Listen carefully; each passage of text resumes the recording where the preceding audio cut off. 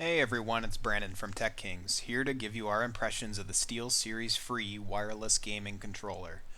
This device is part of a new line of products from SteelSeries that emphasizes portability mixed with a high degree of functionality.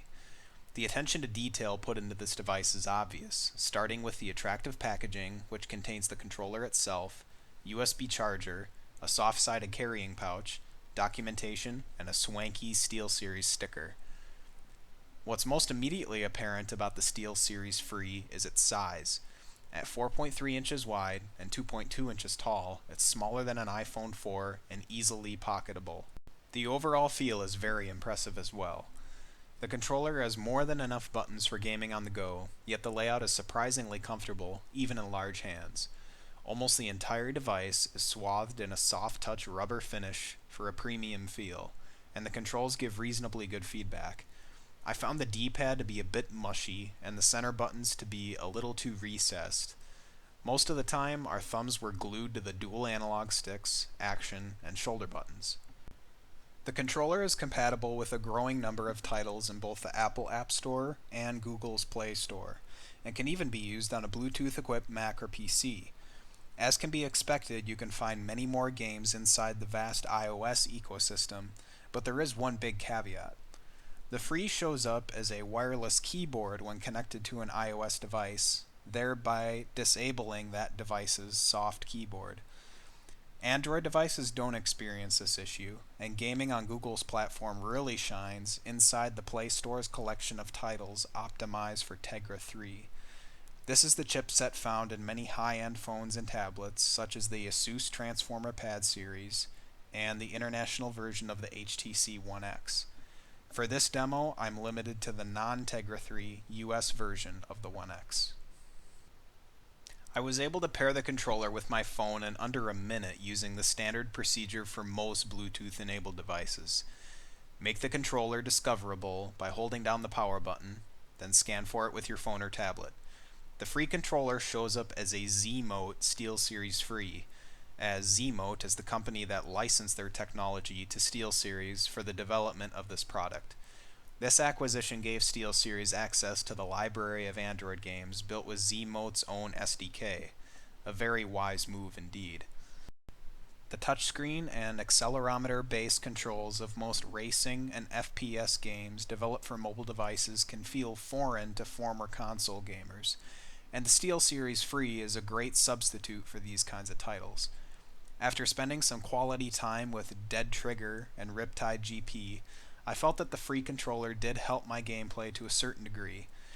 It wasn't a dramatic difference, but I can see the benefits of gaming on a smaller screen size with a controller so as not to obstruct the view with your fingers. Hook up your phone to an HD TV, and having a controller in hand starts to make even more sense. Leave the 9-pound Xbox at home and just take what's in your pockets. With the Bluetooth connection, you can wander up to 30 feet from your phone or tablet before signal loss starts to kick in. Battery life for the Free controller has been advertised and tested at around 20 hours of casual on and off gameplay. That's more than enough to make it through a lengthy journey by plane or rail, and your phone or tablet is likely to give up the ghost long before the controller would. After getting about 1.5 hours of gameplay right out of the box, it took us about 2 hours to fully charge the Free controller from empty. Wrapping up now, the biggest thing to note is that the Free performs admirably for its size. The level of control is still nothing compared to what you get from a full-size Xbox or PlayStation controller, so don't expect to rack up a new headshot record anytime soon. If you feel the need to satisfy a gaming addiction on the road, then the SteelSeries Free will do the job. Anything outside of that territory is best left to the console giants. Now to talk price. For something the size of a deck of cards and lighter than a Snickers bar, the SteelSeries Free isn't what I would call a bargain. It's $80, which is at least $30 more than other controllers designed for use with a smartphone.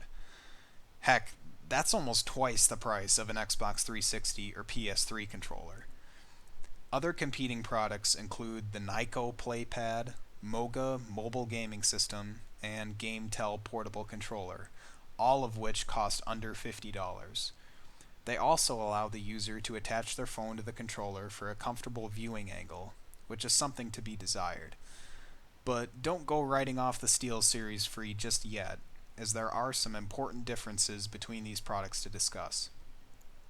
Keeping in mind that I haven't handled any of these other controllers for myself, it's my opinion that the control scheme on the Free is much tighter than that of any of the others. This is especially true of the shoulder buttons, which depress on the inside of the controller rather than on the outside. Given that the Free is built from premium materials and is so lightweight, I'd give it the upper hand in durability as well. As a final point, none of these devices claim any compatibility with Mac or PC games, so if you're a hardcore gamer with deep pockets, then this controller is definitely the best versed at transitioning between platforms. Still, I think SteelSeries is being a bit overzealous to charge this much for their latest contraption.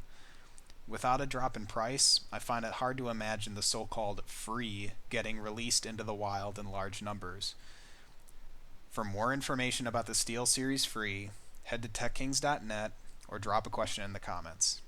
Thanks for watching, and stay tuned for our next video review.